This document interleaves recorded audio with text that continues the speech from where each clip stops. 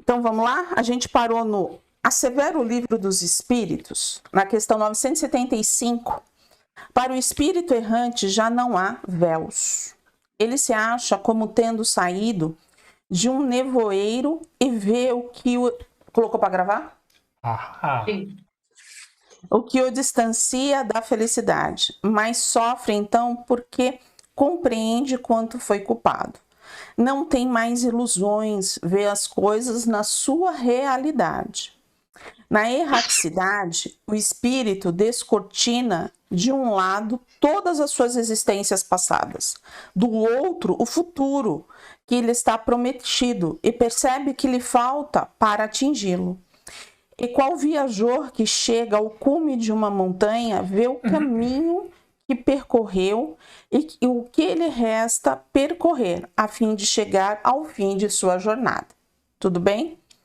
Os profissionais da saúde mental, e mesmo quantos sofrem um amargor do adoecimento psíquico, necessitam aprofundar a sonda do conhecimento nessas desafiantes questões. Somente através de laboratórios de amor, nos serviços de intercâmbio socorristas, realizados distantes de preconceitos e convenções, poderá um médico ou pesquisador espírita deflagrar um leque imenso de observações e informações para auxiliar a humanidade cansada e oprimida.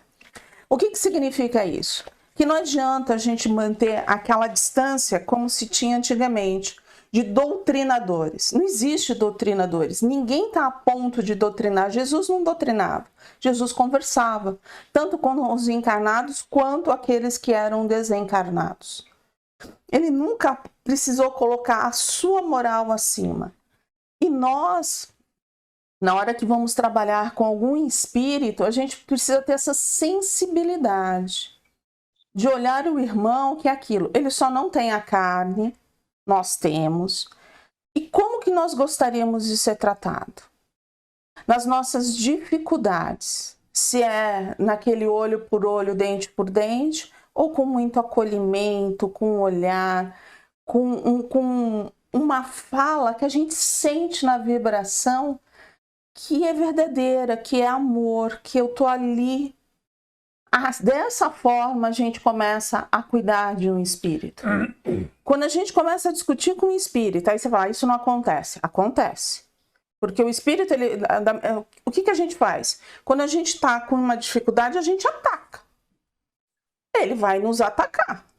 E aí a gente começa a se defender. Eu já vi diversas pessoas fazerem a mesma coisa. De chegar a aumentar a voz para o espírito ficar quieto. E aí onde que eu falo, os espíritos dão risada porque ele vai falar assim, eu vou falar o quanto que eu quiser, né? Então esse tipo de coisa, eu acho que assim, de como que nós gostaríamos, né? Essa já é o começo de como lidar com esses problemas emocionais, psicológicos, psíquicos, para que a gente comece a tratar as feridas, tanto dos encarnados quanto dos desencarnados. Tudo bem? Mas aqui ele fala também de que dos profissionais de saúde, né? E aí, que não é para ficar somente no lado desta encarnação. Embora a gente saiba que muitos não acreditem nesse tipo de coisa, a verdadeira cura só vai acontecer quando transformar a análise não só visando a janela desta encarnação, mas de todas, né? E aí vem se completar isso com aquilo que a gente viu nos outros encontros, das dificuldades que a gente criou na época lá do expurgo de Capela para cá, que se a gente já era daqui, a gente aprendeu as coisas erradas daqueles que vieram. Então, os problemas começam desde lá, desde que a gente começou a ter a ciência das coisas, né? E a gente só vai conseguir resolver realmente quando você enxergar a vida como ela realmente é, né? Cheio de etapas que a gente chama de encarnação. Mas às vezes é que nem assim, eu não discordo do livro, dos profissionais de saúde olharem, mas muitos profissionais que assim, eu vi, porque assim, eu conheci bastante gente que fez regressão e sinceramente as pessoas que fizeram regressão ficaram piores do que quando não tinham feito. Porque elas acreditavam numa coisa, que elas iam fazer a regressão e tudo ia passar. Mas as coisas só vão passar se a gente for lá no nosso íntimo e a gente entender por que a gente passou por aquilo. E assim, e principalmente, não é somente fazer a regressão, a gente tem que fazer um tratamento, muitas vezes vamos ter que ter diversos profissionais ao nosso redor. Então não é o problema do profissional, mas às vezes a gente acha que a gente vai ter uma cura de uma hora para outra, e isso não ocorre, porque é um processo. A regressão vai mostrar de onde que vem o negócio, mas não vai resolver o problema. A gente vai ter que ir lá mergulhar dentro de si para buscar. E cada mergulho a gente pode, sabe, ir se afastando. Eu conheço muita gente realmente que fez regressão e deram muitos passos atrás. Oi, Elisa. Nós também temos as constelações, né? E eu acho assim que tem uma eficiência. Eu fiz e me melhorou assim muito, muito. Esclareceu muita coisa para mim. E dali eu fui trabalhando aquilo que estava lá a psicanalista fala para mim que é a louca, né? Estava lá na louca, eu não queria ver coisas que eu fechei o meu baú. Quando na constelação foi revelado, eu comecei a trabalhar aquilo, convivência, limite, foi maravilhoso. Eu comecei ali a trabalhar meu íntimo, o que eu precisava melhorar em mim, entende? Eu acredito que para mim foi melhor constelação do que regressão.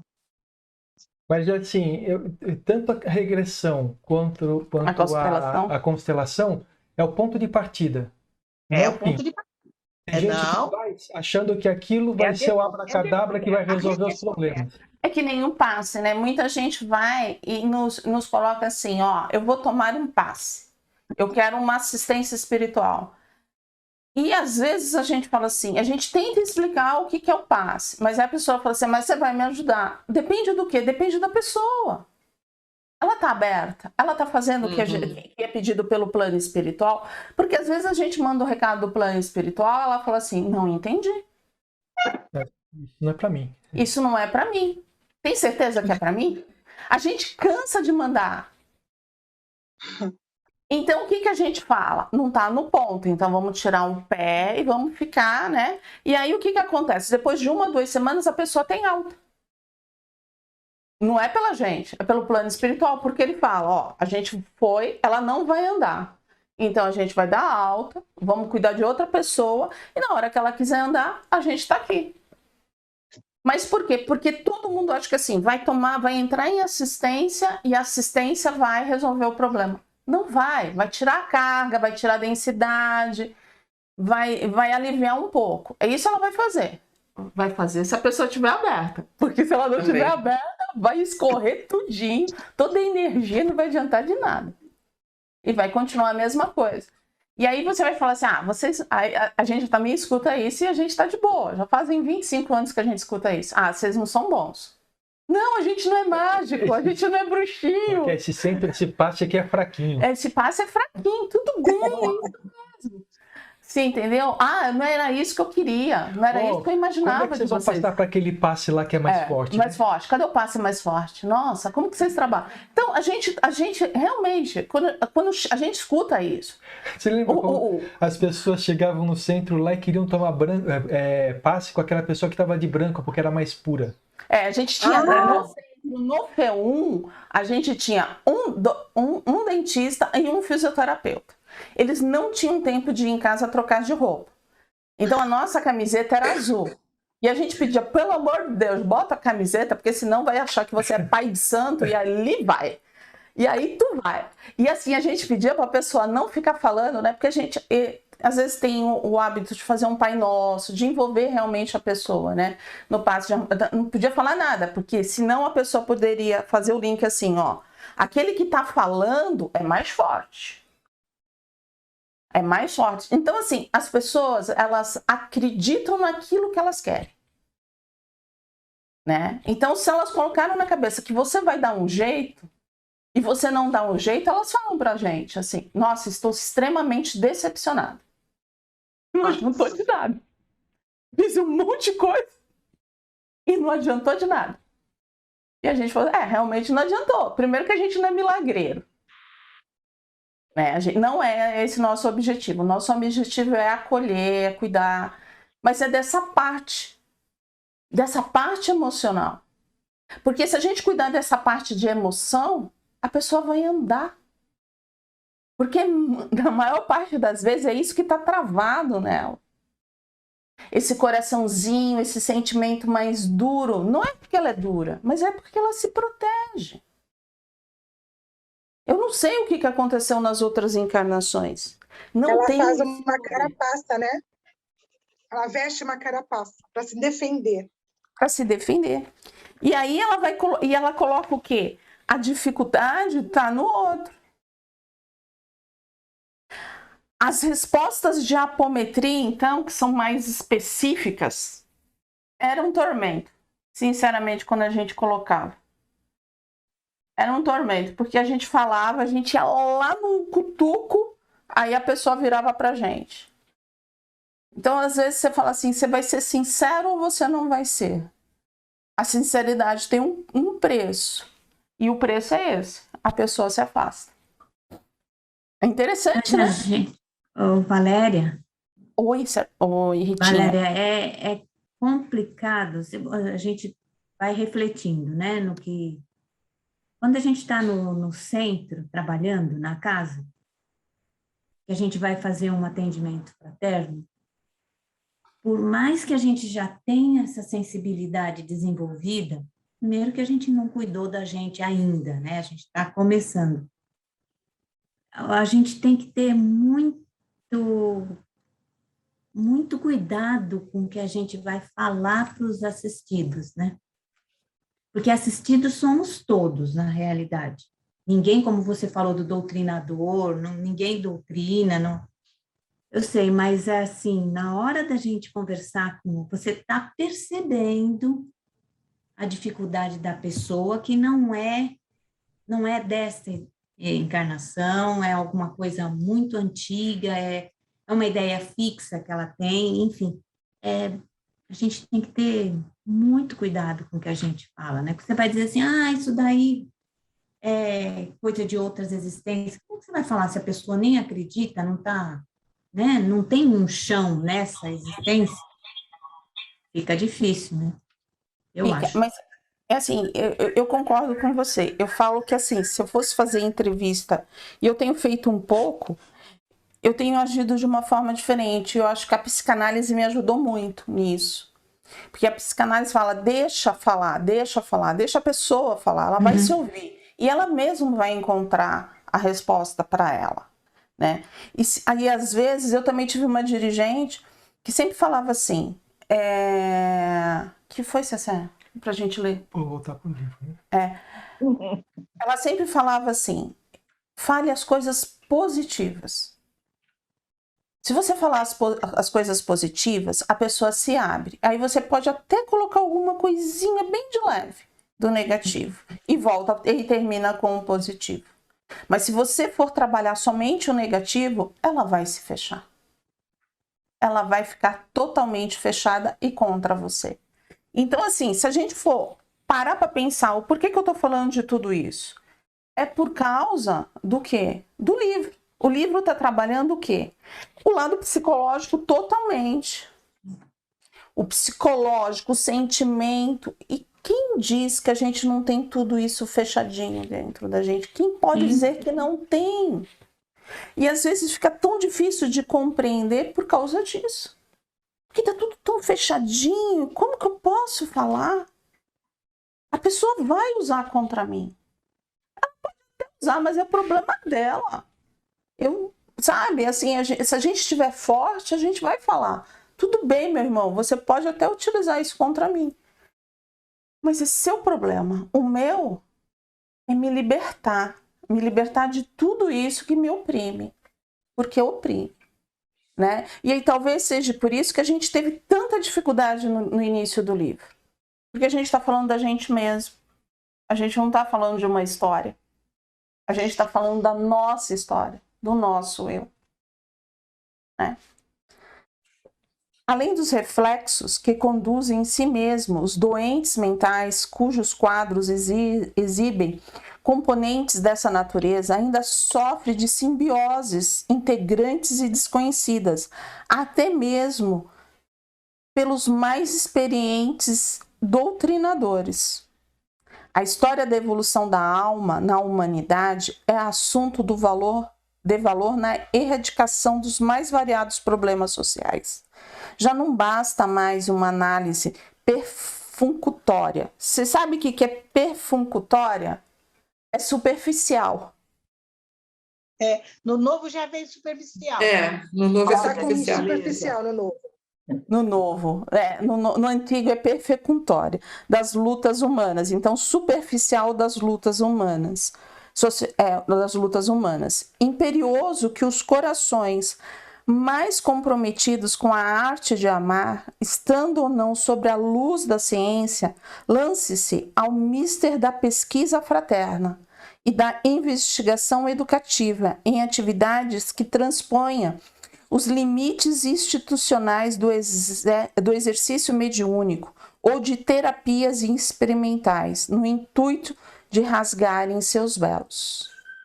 Né? Então, a gente vai precisar... Tem gente que vai precisar da mediunidade de um monte de outras coisas. Tem outros só da mediunidade de uma coisinha só. Depende muito da dor do ser humano, de cada indivíduo. Né?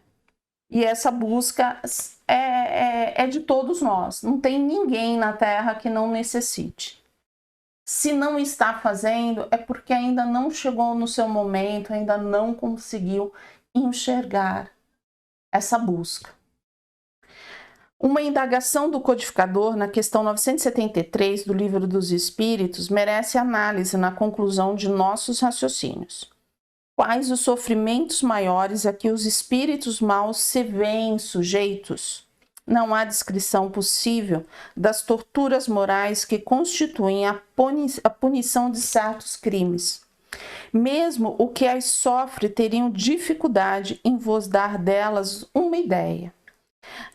Indubitavelmente, porém, a mais horrível consiste em pensar que estão condenados sem remissão, ou seja, sem a misericórdia, sem a compaixão, sem o perdão. Né? E é por isso que, olha, vamos lá, olha a misericórdia de Deus. Ele nos dá o livre-arbítrio quando nós estamos na erraticidade, para a gente enxergar tudo isso. E é por isso que a gente pede sempre para passar pela mesma coisa que a gente fez o outro passar. Não é Deus que pede, somos nós na nossa consciência. Se eu fiz o outro passar, se eu fiz tanto sofrimento, eu também vou passar para que eu possa me sentir aliviado. É a forma de eu me perdoar, da minha consciência estar livre, de eu trabalhar os meus sentimentos, de buscar essa essência que eu tanto busco dentro do self. Esse self divino perdido que está aí dentro. O que vocês acham? É por aí mesmo? Ela fica se torturando o tempo inteiro com as memórias dela, com os erros dela, né? Mas essa tortura é interessante, né? Porque quando Dante fez a descrição do inferno, uma das penitências eternas era a pessoa ficar se olhando no espelho pela eternidade. Só que o que ele via no espelho não era o que ele via na Terra. Ele se via como ele realmente era. E isso era uma tortura para quem estava lá. Você vê que Dante não estava tão longe assim do que é o inferno. Não era uma ilusão, né? Não era uma ilusão, uma ficção. Era realmente essa realidade. Ou então daqueles, né? Que se a gente leu No Céu e Inferno, daquela tortura que é aqueles que é o exemplo que traz, né? Da pessoa se jogando, que ela fica eternamente se jogando. Eternamente se jogando, até queimar a energia, o tempo que ele ia ficar na Terra para reencarnar, aquele período para poder... Não, só um minuto. Uma informação que eu quero entender o que você falou. Essa pessoa que fez dessa maneira, enquanto ela não cumprir o período dela que ela teria que ficar aqui, ela fica repassando por isso o tempo todo? Meu Deus, que tristeza, né? É por isso que a gente fala muito, o suicida, não agora, tá? Porque agora existe, tem todo esse fator da pandemia e tal, que está sendo visto. Mas aquele suicídio que realmente foi muito elaborado, muito pensado, teve tempo de conversar e tal, é só oração. A gente não pode fazer muita coisa, não. A misericórdia, sabe por quê? Porque ele precisa, ele não se permite ser auxiliado. Ele se autopune. Isso. O tempo inteirinho. E aí, quando termina, aí chega uma equipe, porque assim, Deus sempre tá ali. Sempre tá ali, nunca tira. A distância está sendo vigiado. Até perto, mas ele não enxerga, né? Ele não enxerga. Não sei. Quando o espírito que tem uma maior densidade não enxerga os espíritos de luz. Vocês se lembram no livro Nos Bastidores da Prece, quando eles foram ver aqueles 2 espíritos que estavam coletando as energias? É verdade. É verdade. Ele passa, tem alguém aqui. Ele não enxerga porque está numa sutileza diferente. É como nós encarnados. Nós somos tão densos que a gente não enxerga os espíritos. Precisa de estrutura especial no cérebro para isso. Quantos espíritos não estão ao nosso redor agora? Que nós não estamos sozinhos. Nesse estudo participa um monte de gente. Aqueles que são afins, né? E aqueles do nosso dia a dia. Quem está ao nosso redor? Se Regina Neri estivesse aqui, ela ia dizer quem estava aqui. Nós não podemos usar os olhos de Regina, porque estamos ficando preguiçosos. Eu falo para mim mesmo isso. Isso é para mim mesmo. Às vezes que eu fazia intercâmbio, eu perguntava, Regina, quem é que estava comigo? Ela descrevia. Tá vendo? A gente tem esse hábito, mas somos todos nós, a gente fala mesmo. Exatamente. Possivelmente É por conta. É por conta. É. Parágrafo antes. Mas eu já li por conta. Não. Tudo bem, eu leio de novo. Não, você não leu porque eu marquei aqui e não deu tempo de falar ainda. É por conta desse sentimento de condenação incrustado no psiquismo desde tempos imemoriais que a criatura que em tese não consegue ou desconhece o prazer de viver e a saúde. Quer dizer, quando ele fica nesse sentimento, ele não consegue ter nem a alegria de viver, nem a saúde. A saúde física, mas a saúde psíquica. O que eu anotei aqui é o seguinte, né? Essa daí é a informação mais forte que eu já vi com relação ao auto-perdão. Enquanto você não se perdoar, você vai sofrer. Você vai estar ali. E é você, não é Deus. Porque Deus sabe que a gente é capaz de tudo que a gente faz. Não é perdoar os outros, é se perdoar por aquilo que a gente faz, né? Que machuca os outros e a nós mesmos, né? Eu tenho uma coisa dentro de mim. É muito mais fácil perdoar o outro do que perdoar a si mesmo. Opa! Como também é mais fácil culpar o outro do que a nós mesmos. Culpar a si mesmo, é. Eu tenho uma coisa dentro de mim. Não é fácil perdoar nem a gente, nem o outro, porque a gente não perdoa o outro.